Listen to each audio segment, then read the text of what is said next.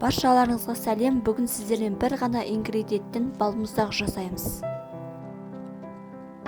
Ең алдымен тарелкамыздың бетінің кленка болмаса пальгамен жақсылап орап аламыз.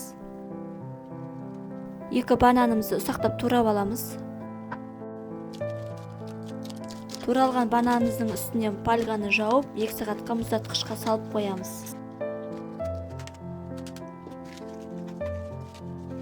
Мұздатқыштан бананымызды аламыз. Бананымыз міндетті түрде қатты болуы қажет. Қатқан банандарымызды блендерге езіп аламыз. Кез келген блендердің түрлері болады. Менде бары осы блендер. Блендерімізде тұрып қалған банандарды осылай қасықпен түсіріп аламыз. Бізде осылай қоймалжың балмұздақ шықты. Ыдысымызға салып аламыз. Безендіру өз қалауларыңыз бойынша.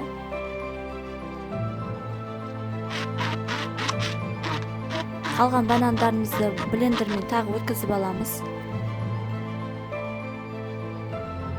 1 шай қасық какао қосып, оны жақсылап араластырып аламыз.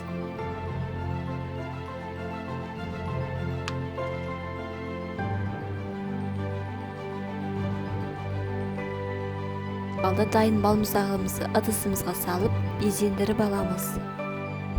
Сіздер де балаларыңызға жасап көріңіздер. Ең басты табиғи ингредиент және қолжетімді бағада. Менің каналыма тіркеліңіздер, көптеген рецептермен бөлісемін.